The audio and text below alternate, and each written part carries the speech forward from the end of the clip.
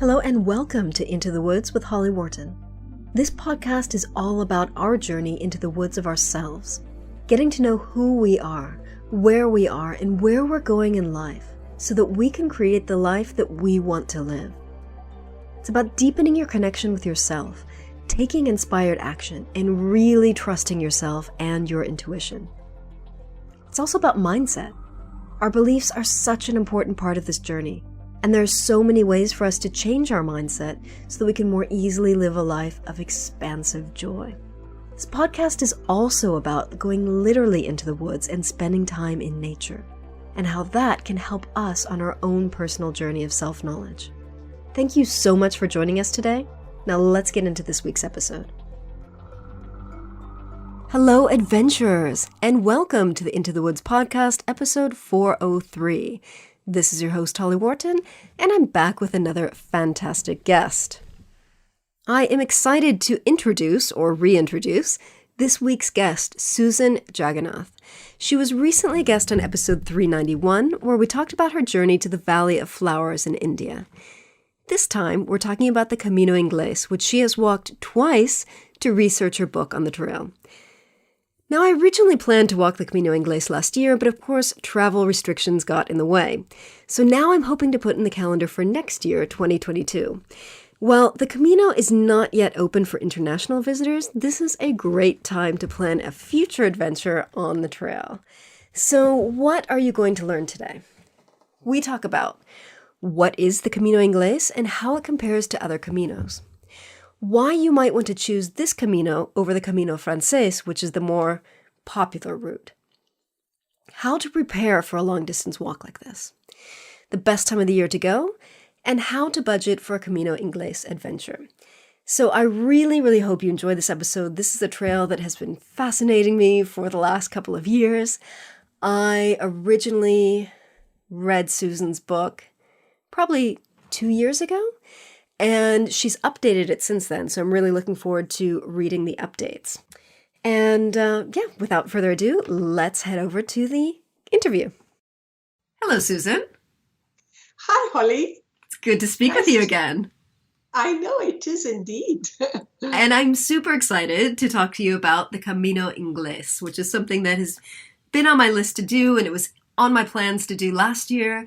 And your book about the Camino Inglés was the first book that I read about it. So I'm very excited to be kind of circling back to kind of the first way that I discovered you. So, the Camino Inglés. That's lovely. Thank you. I hope you enjoyed it. And I love to meet people who've read my books. And yes. Sometimes I'm worried, they know so much about me now. It is weird. I mean, because I write some kind of similar books to what you write, but in terms of walking, and I've had people make comments to me like, "Oh, I know you always do this," or "I know you like to do that," and I'm like, "How do you know that about me?" And they're like, "Well, you mentioned it in your book." Yeah, it's weird. Kind of when we are authors, we kind of lay bare lots of parts of our soul which we never show to anybody else. Yeah, and. In a way, I think that's what keeps people reading rather than, going on to other medium. Yeah. Right. Yeah. And I mean, I've read so many books about the Camino, more the Camino Francés than the Inglés, but I've read so many books about it because I've wanted to do it for so many years. And every book is so different because it's every walker's personal journey. So I, am insatiable in terms of reading walking books. Yep. I'm the same. And I get a bit, I get a bit tired of people saying, but there's so many Camino books. Yeah. There are too many. And I'm thinking, but there aren't too many people in the world and there aren't too many readers in the world. Yeah. So Every Camino book I've read is totally different from the other one, even if it's two people talking about the same trail. I mean, everyone's inner experience is so different. And I think for anyone listening to this, if you're thinking about writing a walking book or a book based on a trail that you've written, just do it. Your story is valid, it's interesting, and it's going to be different from anyone else's journey. Absolutely. There is nothing new under the sun, as our old friend Shakespeare said. Yes. So, Susan, what is the Camino Inglés? And why is it called that? Well, this goes back to the Middle Ages, and I think it's the Hundred Years' War, when English pilgrims could not get from England to Spain without going through France, where they would probably be killed or something. Not, they were not very friendly to them, and so they started a different route going to another port in Spain, A Coruña, from where they could actually disembark and then walk to Santiago de Compostela. And it was all, just about 100 miles or 100 kilometers. And it was all in one single province of Spain and not touch France at all. So they were kind of, we won't go. It was also convenient in those days because we have to remember that the superhighways of medieval times was the sea, really, right? So you got people coming from not only England, the Irish came in large numbers, and they didn't want to go to England or France, I think. Yeah. And also the Nordic peoples from Scandinavia just sailed down to A Coruña directly and started walking.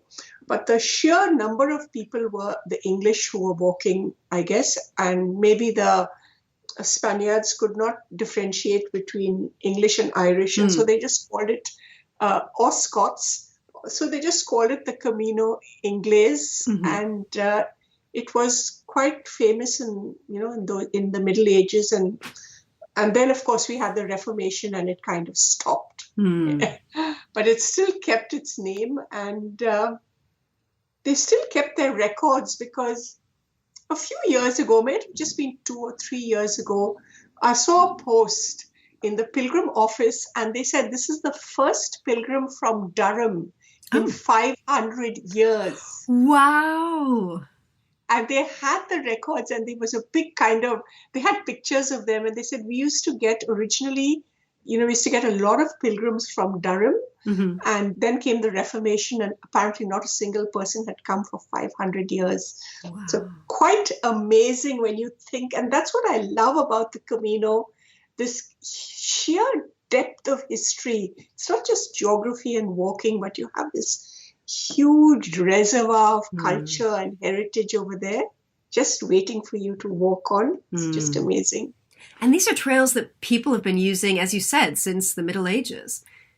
It's it's like mind-boggling to think that people have been doing these routes for so many hundreds of years.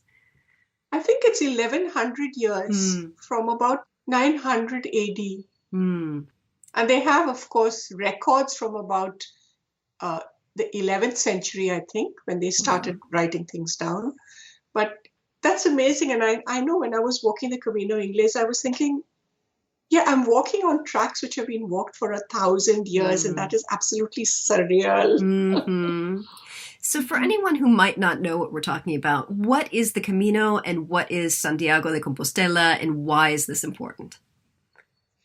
Well, Santiago de Compostela is a pilgrimage site where it's the tomb of St. James, and in Spanish it's Santiago. So St. James was one of the actual apostles of Jesus, who came to Spain to evangelize and then went back and was martyred in Jerusalem. And his disciples brought the body back to Spain. Specifically, the ship was blown onto the sea, blown onto the land at Galicia. And that's where, it's long. It's a mix of mythology and a mix of story. And that's where they found the grave after so many years. And then one of the bishops built this massive cathedral. And it was also the age when they were encouraging pilgrims to walk, because also pilgrims could no longer walk to Jerusalem because Jerusalem had fallen to Islam. So this was a different place to walk to. And I think it was also a building of cultures and a bringing together of peoples. As well as women, I think the women who went on pilgrimage to any Camino, they were generally the women who the villages could not control. Kind of wild women. And so they said, okay, to get your sins forgiven, go and walk the Camino, hoping that they would never come back. But I reckon there's one book written by Marjorie Kemp or something. She's an English pilgrim. And yeah, she's written the book, and it's quite amazing, because I reckon this Camino was the first taste of freedom for these people, even though they were probably trudging along, sleeping rough, not enough food, dogged by illness all the way. But if you think of it, in those days, they were probably free. And I have to admit that when I'm on Camino, on pilgrimage, I feel very free. There's no laundry. There's no cooking. There's no homework for the children. Yeah. You're just doing your thing for you, and it's just you. Absolutely. Yeah. It's because it was a pilgrimage. You are trying to reconnect on a spiritual level. And I've seen lots of people who are not religious on the way, but as I say, they say they're not religious. They're not doing it for spiritual reasons, but then I see them in the cathedral and I think, okay, what are you doing here, mate? You may have not done it for religious reasons, but the trail had other plans. Yeah. So that was actually a question that I wrote down is, do you have to be Catholic to do this? Absolutely not. Yeah. It was originally a Catholic pilgrimage, because at that time, I think the whole of Europe was Catholic. Yeah. And it was not a big deal. Everyone who was everyone was Catholic walking it. So that's why the infrastructure is there, because it's been set up for pilgrims. They were hostels, or they used to call them hospitals, places to look after pilgrims, because a lot of pilgrims used to die on the way and stuff. And a real pilgrim actually just walked in trust. They didn't have nice backpacks, good shoes, and a credit card in their pocket. Yeah. We are so privileged today for the gear that we have. Yes, I know. And sometimes but the Camino is not about the gear you have. It's about, and these people, I think even today there are people walking in sheer trust that the Camino will provide. Yeah. Oh, that's such a saying that you'll come across over and over again, is that the Camino provides. And it is true, really, in many ways. Now, I didn't have any great, huge adventures and dramas on the Camino, but in many ways, you think about the Camino Inglés, and my first book, which I've published, which was not a technical book or a computer software manual, which nobody reads, was the Camino Inglés. And the Camino actually provided me with a new career, if you think about it. And that is something which I always wanted to do from a child, is I wanted to be an author, and you forget about that. In a way, I was an author because I was always writing, but I was in technology and I was writing stuff. But it's not the same as when no child wakes up and says, I want to be a technical writer. It's more of a strategic move that you make once you go to university and you're like, well, there's money in this and people need it. So yeah, absolutely. So that was the Camino. That's what the Camino provided me. Really. That's huge. It provided me a chance to reconnect with a dream which I had forgotten. Yeah. So when did you decide to walk the Camino Inglés, and why did you decide to walk this Camino? Oh, I'm sorry to say there was nothing deep and meaningful about that, Holly. It was because I was getting fat. That's a good reason. You hit menopause, and suddenly you start putting on this weight. It starts creeping on. And suddenly one day you look at yourself in the mirror and think, oh my God, I'm looking like my mother. And then I decided just to walk I was doing walks for exercise. And because I don't believe in donating. If I were to join a gym, I would donate to it because I'd never go. So I don't like to do anything. I won't do gym. I won't play violent sports, but I do like to walk. And I like to, stroll along. I'm not a violent hiker. I don't stomp along vigorously. I kind of meander around, look at things, enjoy the forest, enjoy nature. And I don't know over here in Australia, a lot of people have done the Kokoda Trail. Have you heard of that? No, I haven't. The Kokoda Trail is a trail in World War II, which the diggers took when they were protecting what was then, the front line of where the Japanese had actually landed, and that was the front line for Australia, where they sent up the diggers there to fight and to push the Japanese back. Mm-hmm. And and there was this terrible trail which they had to walk over, like just hacking their way through the forest, because it's tropical forest, ups, almost really steep slopes, no trail, and the Japanese had dug themselves in bunkers. And anyway, so this Kokoda Trail still exists today, and people walk it. It's a very, very tough trail.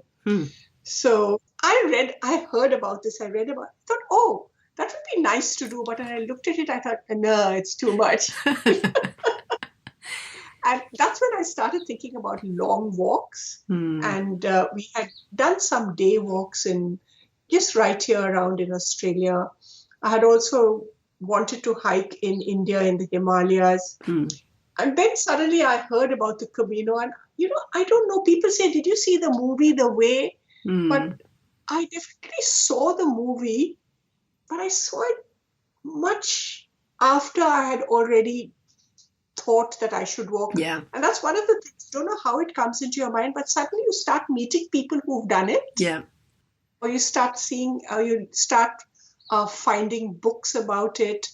And it's quite interested in that. I found a book, and that lady is now quite a good friend of mine. She's in Brisbane, and we meet up at the Camino meetings.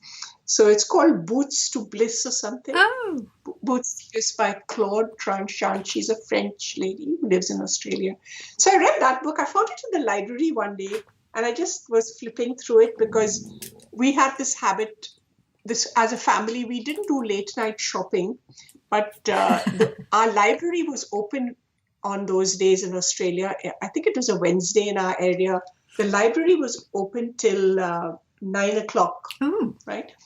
And so I used to come back from work, and we used to take the kids there, and from the time they were about 3 or 4 years old, and we would have these wild late night parties in the library. It was all part of my plot to make them read, and also for us. So that's where I found it. Wow. And then I started thinking about it and reading about it, and then I started thinking, okay, if I can walk for a few hours, why not walk for a few days? And I started training for it. And of course, obviously, once you start training, the weight sort of was coming off. And you start feeling amazingly healthy when you just walk every day for 2-3 hours. Yeah. And everything else drops off. Like I was also getting a bit of arthritis because it's... I remember I had all this pain. I went to the doctor, and the doctor did scans, and I saw something dramatic. And I thought, what's all that white stuff on my bones? Have I got some terrible disease? And he said, no, you've got arthritis on every joint. God. I said, I can't. I'm too young.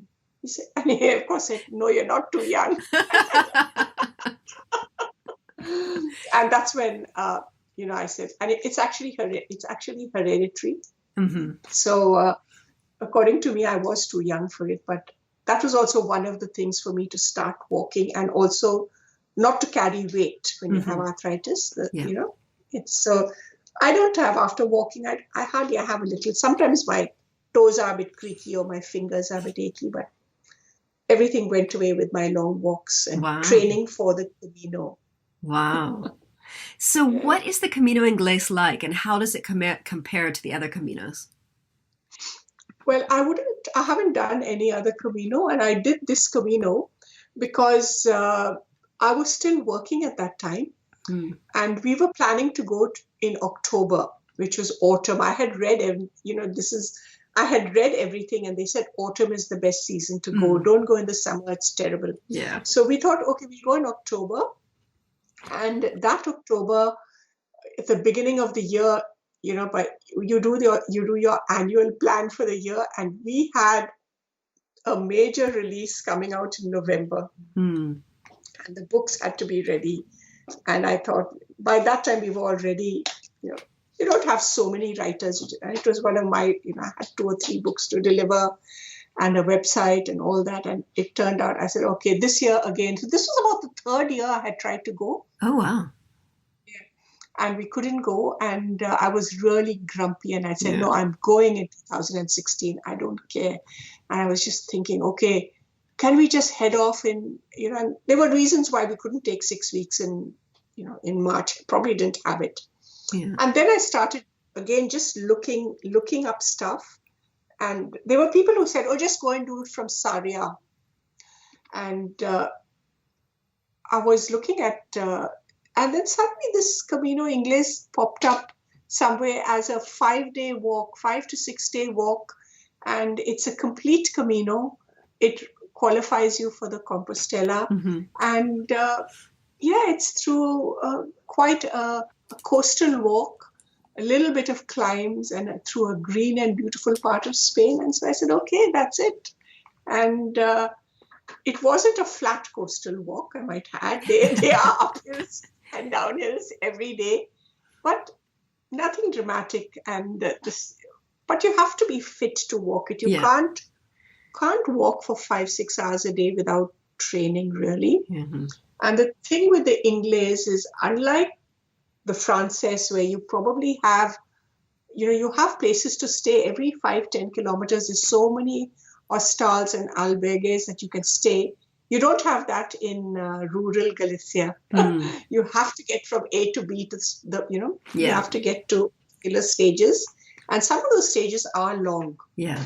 So you have to train for it.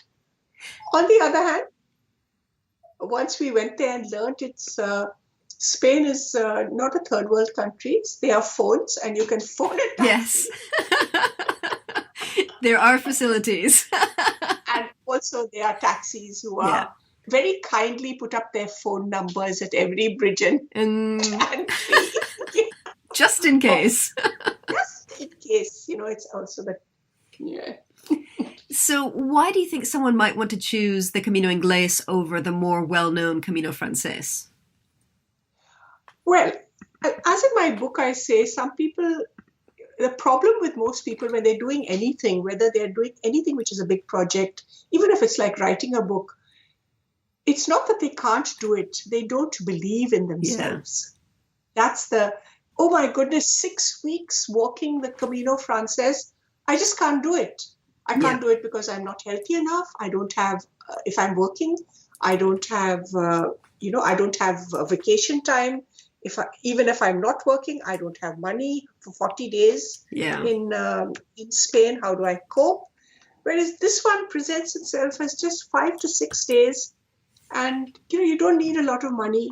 You don't need a huge amount of fitness. You need to be fit to enjoy it. But, I've seen in my first walk, there was a lady who was completely blind. Wow. Walking it. And she had left her white cane in Heathrow. Oh, wow. So for her, I met her at the start of the Camino. And then I met her at the end as well, because she was starting 1 day later than us. But I met her at the end also, and she said she didn't have any problem. She said she met other pilgrims every time who walked with her, and she had the most, the Camino Inglés was an easy walk for her. So, so nobody can give me any excuses. If a blind lady without a white cane can walk it, so can you. I can't even imagine. So they're so brave, so trusting. Yeah. That, there would be people there to tell her, follow the arrows and, stuff like that. But even so, you're walking on uneven terrain. There are rocks. You could trip. You could fall. The uphills, the downhills. Yeah. Oh, my God. I'm so impressed. She got a stick. Yeah. But she didn't get because, the white cane kind of flags people that, help me. I'm kind of blind. But she doesn't. I know this because I have a sister who's legally blind. And do you think she takes her white cane everywhere? No. Nope. She doesn't. She wants to. Doesn't want to think. But now, of course, as she's grown older, everyone yells at her. Tells her, take it. So she does. But she really needs it. basically so that people know that she's blind and, they stop cars or they'll give way and stuff like that. It's more for other But people than for her. yeah, that's the white cane thing. She also has another walking stick which she uses once in a while, but I don't know what's the psychology of. Yeah. So how did you prepare for this walk? So you said you started walking longer, 2 or 3 hours a day. Were you walking every day? Were you walking with your backpack on? What did the training look like for you? So we're lucky we have a lot of bush and forest around us where we live in suburbia in Australia. So there was a forest and a mountain. Oh, good. Okay, I won't call it a mountain. A large hill. A large hill. Actually, it's a small hill. It's 200 meters high or something. But so we have this hill and it's called Mount Gravatt. Right?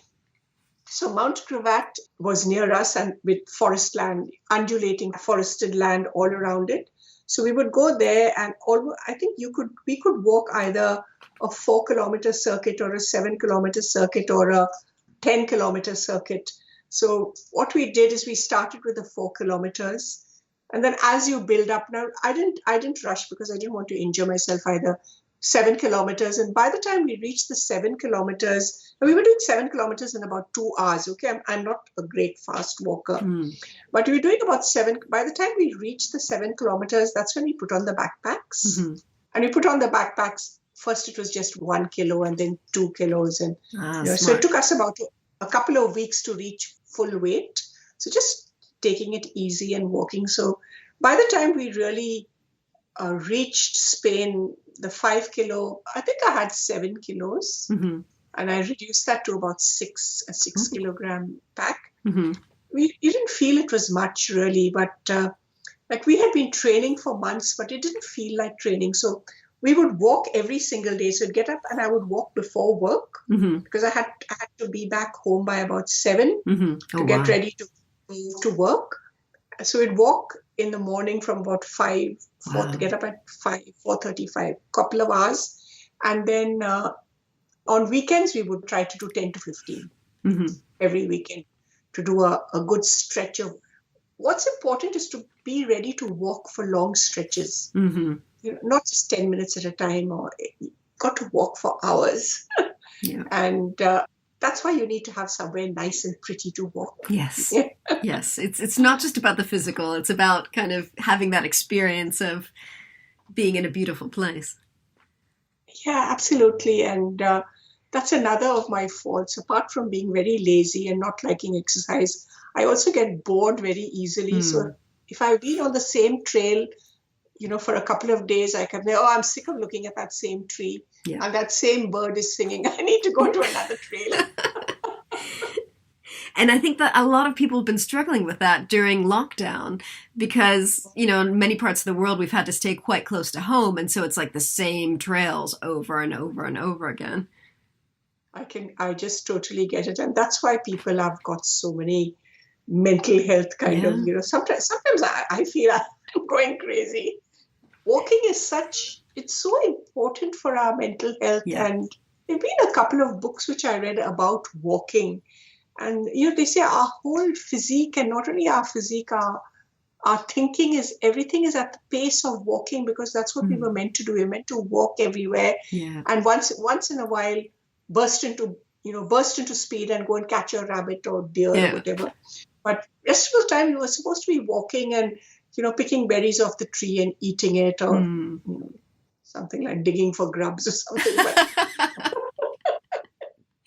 So what was your day-to-day experience like on the trail? What did each day look like?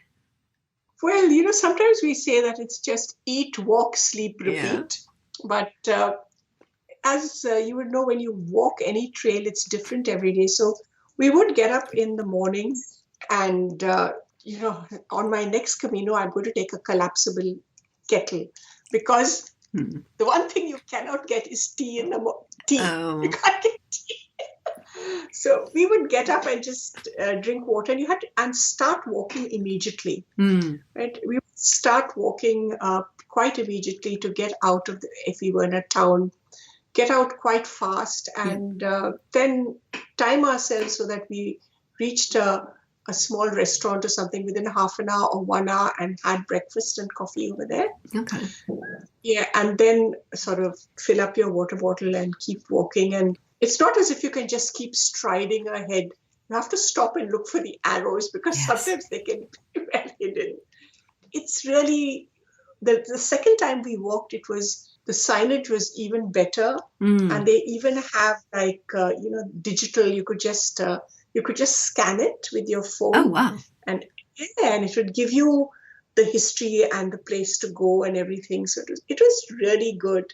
But you still have to, the first day when you start, you're looking for the signs. So you're slower, you're looking and you're turning and you're thinking what to do. And by about the second day, the signs are looking for you. They just sort of hit you between, they're just there and you start seeing them. I think your brain kind of gets into it. But the first day, definitely you need to take it slow because you're looking for the signs. And I think that's one of the interesting things about walking a long distance trail, especially if you're walking a trail that's signposted, you have to follow the signs. You do have to have a certain level of awareness and, keeping your eyes open. You can't just completely zone out or you might miss a turn. Oh, and absolutely right. And you can't zone out because the trail could be, it could be muddy or it could be stony or there could be a stream running over it. So you have to watch your step. You can't, it's not as bad as a Himalayan walk where you have to be totally attentive every single time. Right. But certainly you have to watch your step. And on the Camino Inglés, there is some road walking now more than before. So you have to stay alert because, especially if you're from the UK or Australia and you're used to walking on the side of the road. Right. Everything's backwards. Everything's backwards. You have to make sure you walk on the left side of the road, so that you always have the oncoming traffic and you can hop off it onto the shoulder quickly. Right. So you can't zone out. But why would you want to zone out? You really want to look around. Everything is so beautiful, and in Galicia, it's a part of Spain which is very green. So we went in spring both times, and they were all lovely. The flowers were bursting out. The birds were singing. It was like something out of a fairy tale. It was so beautiful. And what kinds of places were you staying in? Were you staying in the pilgrim refuges and hostels, or were you staying in B&Bs? Well, we stayed mostly in the B&Bs, or what are called they're called hostels, pilgrim hostels. They're like maybe a 2-star, right? But so with our own rooms. But we did stay in 2 albergues just for the experience, and they were quite good. They also you pay this huge sum of €8 or something. Yes. But the albergues were not crowded when we went. We actually there was nobody else in the first albergue we stayed in, and the second time we stayed in albergue, there was just one other couple there. Wow. So they were not crowded at that time of the year, and it was quite comfortable. Of course, bunk beds and there was bedding, but we had our sleeping bags. But I would imagine now that you would, I hope that the albergues have put some more distance between the beds. Yeah. So you had said that a lot of people say that the best time of the year to go is autumn, but you walked it both times in the spring and you loved it. So yeah, I totally loved it. It was beautiful. It was wet. Be aware, the Camino Inglés is so green because Galicia it rains. It's wet. It rains. It's like people say it's like Ireland, and there are legends that from Coruña there's a tower over there which they say is a Roman tower, the Tower of Brigantium, and there are these Celtic myths that one of the leaders or gods or someone stood on top of that tower, and from there he could see Ireland. Oh. Well, I don't think it's true. He might have had some special vision. And from there, that's where they sailed across. So actually the people of Galicia count themselves as Celtic. Yeah. I remember that from the very first time I visited. So what month did you go in the spring? Did you go in March, April, March. May? March. March. We went in. First time we went in April, Uh-huh. early April. Second time we went in later March. So we were there more or less at the same time, slightly different. And but it was oh boy, it was wet. The Oh.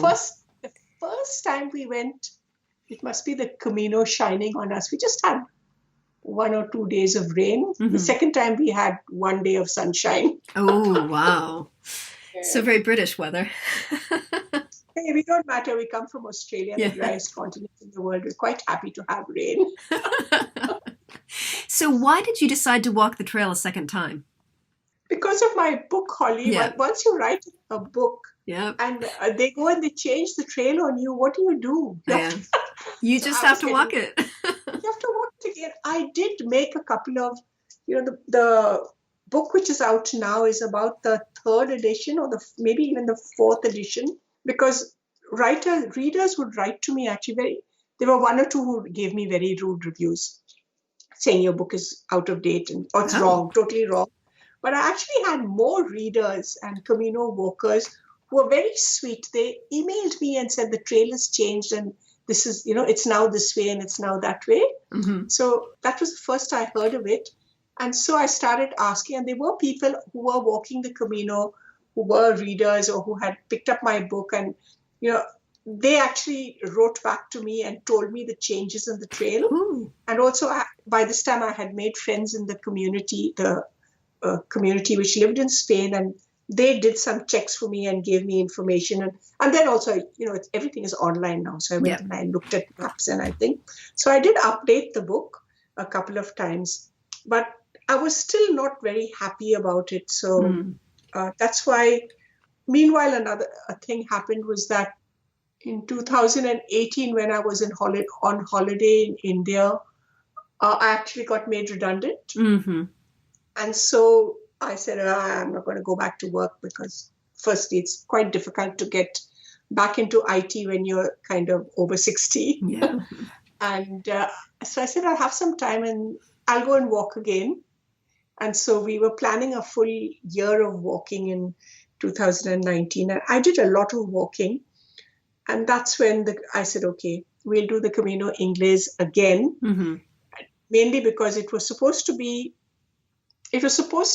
I'll walk the stages which have changed. Yeah. And the rest of the places we just catch taxis and go and check out things and then spend some days in Santiago because last time we barely seen it. Hmm. But as it turned out, every time I found that I ended walking the whole thing and there were changes all along the Oh, way, wow. all along the way. And once you're there and you start looking at the maps, you think, what's wrong? It's totally different. And, oh, okay, I got to go and walk it. Yeah. So why And have so they I changed it so much? think a lot of it is politics. Uh, They want certain villages. They said certain villages wanted to come near them. I think a lot of it is also they changed it to make it closer to the road, so it was more convenient maybe for the authorities to maintain oh. it. Or so they changed the route a bit in some places. But in my book, I give you the way to walk the older way as well, which is, there are 2 stages which are more forested and more Uh, beautiful. The other thing which they did is I think they realized that all the caminos are getting walked by an older demographic. yeah. And so they took out, the third day was a very hard day, Hmm. a very steep walk and quite a long walk, which you had to do that long walk because there was nowhere to stay. Hmm. And I know on the first walk, we did find that walk very hard. It was only 25 kilometers, Mm. but Yeah, when you're the carrying book, a big pack, it's 25 yeah. kilometers is not the same as And yeah. it was the book which we were following at that time said it was 20 kilometers, but it Mm. was 20, and 5 kilometers extra at the end of the day is brutal. Yeah. It's terrible. So that was a very hard day. But oh my God, it was a beautiful day, Holly. Mm. Beautiful. That was most beautiful part of the Camino Inglés because you walked, I think you walked up from the coast, you walked up the ridge or whatever that mountain, and you're finally at the top of that hill. And from there, you have these beautiful views and rolling meadows and forest, and it's absolutely beautiful. But oh God, it's tough. And I think there's almost no food on the way. Just one spot for food, so you have to carry food on that path. And there's only one place for coffee. So. That used to be like that. This time it wasn't so difficult. They have rerouted it, so it kind of goes around the hill. Oh. Thankfully, it is still quite beautiful because you still go through a nice forested area and you come out. Yes, it's okay. So is it hard to get to the start of this Camino? Because it's kind of in a part of Spain that most people haven't been to. It's way up in the middle of nowhere almost on the coast, isn't it? Yeah, it is. It is on both. There are two starting points. One is A Coruña, and that is the place which has got the airport. So you have to fly into A Coruña. This is also the historical port where most people used to land in medieval times. And Coruña was also a royal port. So if you were a king or a queen, you didn't want to walk with a hoi polloi on the Frances, so they would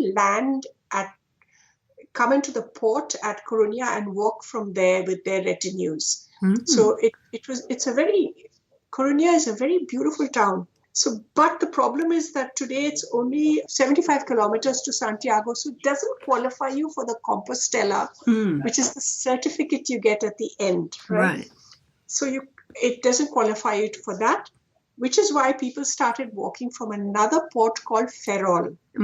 So Ferrol is 120 kilometers, and you can walk from there. So that's also a port. It's also an old town, which, pilgrims used to walk from all these spots. So both of these, spots. Now, Ferrol is interesting because it's on a very deep estuary. And historically for you in England, this is the port from where the Spanish Armada was launched. Oh. Yeah. This is the naval, and it's still a huge naval base. Now, even today, massive naval base. But that's the history of it. So if you want to do the 100 kilometers, you need to walk from Ferrol, and that gives you one day of very easy walking around the estuary, beautiful water views all the way off the road, and very nice. Or you can walk from A Coruña, and we have done both. In the second time, we walked from A Coruña as well, and then backtracked back and caught the bus and went to Ferrol, spent the night and started the next day because we're gluttons for punishment, aren't we? But the Camino is never a punishment. So if you have extra time, walk both legs. They're beautiful. Okay. So would you say this is a good trail for beginners who maybe haven't done another long distance trail before? Yes, it's ideal for your first Camino because supposing you decide that you don't like to walk much, then 6 days it's over. 5, you can do it in 5 days really, or you can do it in 6 days. And 6 days, and you're only walking about maximum 5 hours a day. It's only one day you have to walk for about 7 hours. And it's really easy. It's really beautiful. It's quiet. I think if you're, if you're not wanting the overly social aspect of meeting other people and having a rollicking time, talking and meeting people. It's really nice. It's quiet. It gives you a lot of thinking time. And yet every evening you do meet other pilgrims. And you have time to socialize a bit, but it's not as if everything is packed and, rollicking along like sometimes I hear the Franceses. But no, that's not the experience here. It's quite different. And I think that's what appeals to me about it because, I've been wanting to do the Camino Frances for years and years and years. But one of the things that I like about walking long distance trails here in England is that they're very quiet. I don't see a lot of people. I might pass a couple here, a couple there, but there are long stretches where I'm absolutely alone. And I really like that because it just gives me this sense of peace and quiet and peace of mind. And it's just lovely. Yeah, you would get that on the Inglés, really. Some like we would pass pilgrims or we would see pilgrims or we would turn up at the albergue and there would be no beds. And I'm thinking, we haven't seen anyone all day. Where did these people come from? Yeah, but 40, 50, 100 people along a 100-kilometer trail is nothing. It's nothing. But there were pilgrims walking, but we would not pass more than 5 pilgrims a day. And wow. Sometimes those 5 pilgrims were, I think on the second time when we walked, we passed a couple of groups of people, either Spanish or Portuguese. They were school trips. Oh, okay. Because it was the second time when we walked, the holidays had started for Easter. It had started early and we hadn't realized that. Ooh, yeah. So there were quite a few, and we had to get into hostels for that reason because the albergues were full of these groups walking from Portugal and Italy and stuff. But when they're in a group, they all kind of walk off together. Yeah. And they stick together. Yeah, they stick together. Of course, we all chat and laugh and talk, but they all move on and you can just wander off on your own. But it was good. But on the second, talking about not meeting people, on the second Camino when we were there in 2019, and I was crossing, we had come out of a forest and we were crossing a overbridge over the freeway. And suddenly from the middle of the forest, I heard someone shouting, "Susan, Susan." I'm thinking, I'm in the middle of Spain. I don't think Susan is a very Spanish name. It is, but it's pronounced differently. Susana. Yes, Susana. Yeah. So I said, oh my God, someone's found me over here. And then I thought, there's mad waving and a guy came out from the thing and a couple. And it turned out he was one of my readers who connected with me after reading my book for the first time. And sort of I had an idea that he would be there around the same time because we had been talking. And he said, yeah, we're also planning around that time.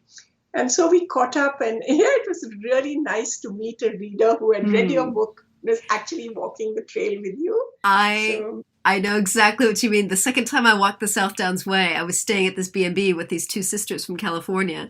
And we had dinner together. And then the next morning when they came down for breakfast, one of them said, "You are Holly Wharton." And I said, "Yes." And she said, "We read your book before we did this." And I was like, oh my God, what are the odds? I know, but it's such a wonderful feeling, isn't it? Yes, it is. I love it.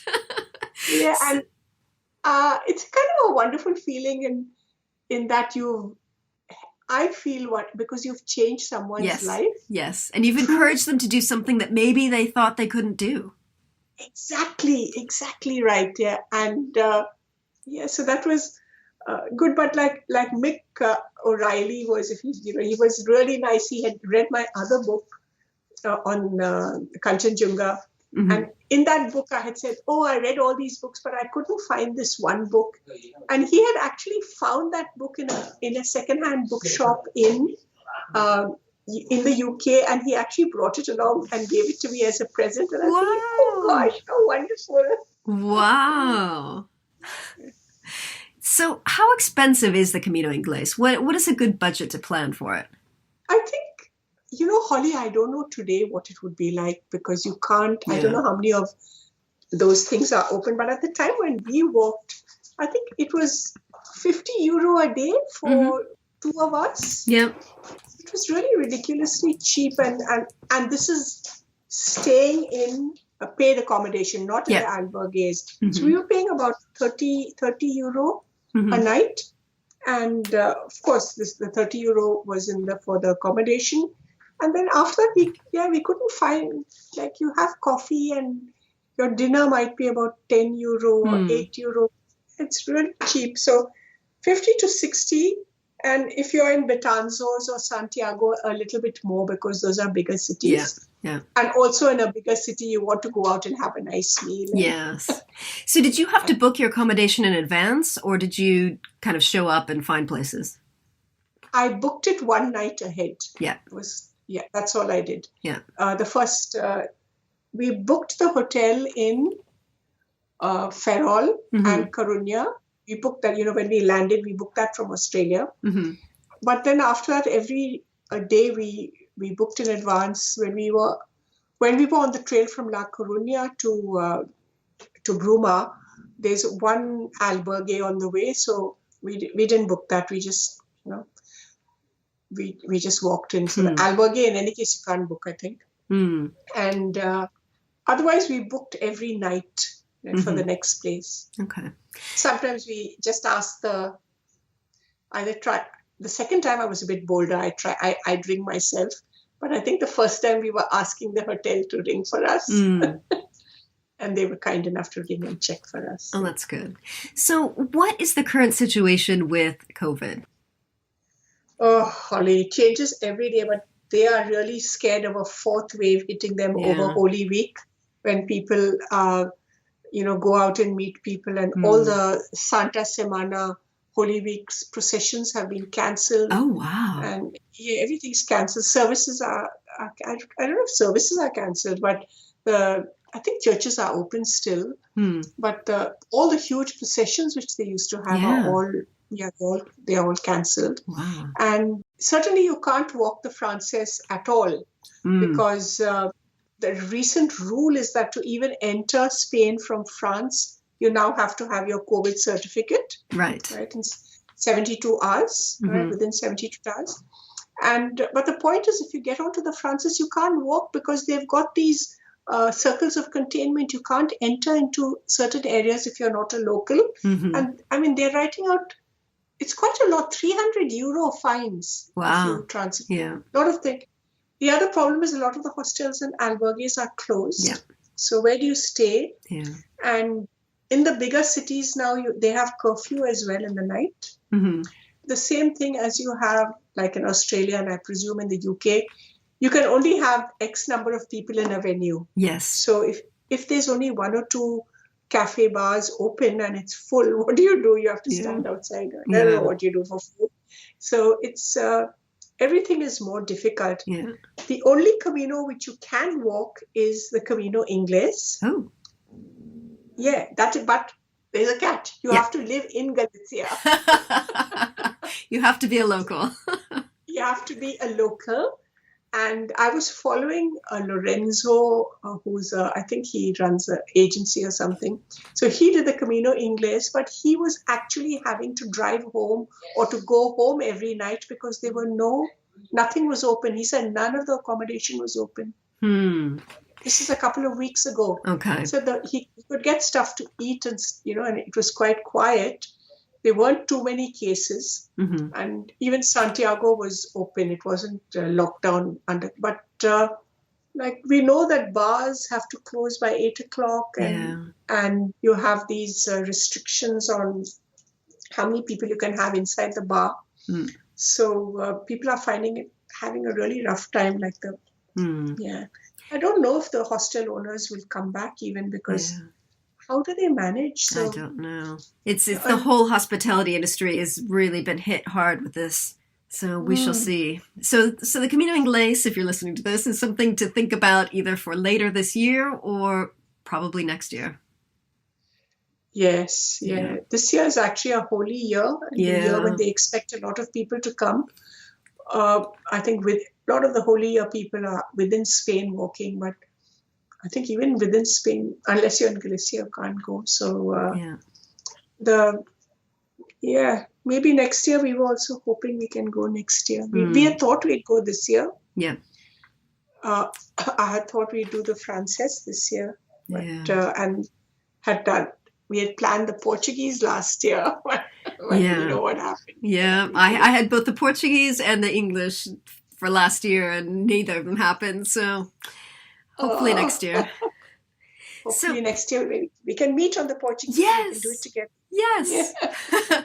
So Susan, tell us about your book. I know we've talked about it a little bit, but just so listeners have an idea of what it's about. So it's called the Camino Inglés and 6 days or less to Santiago.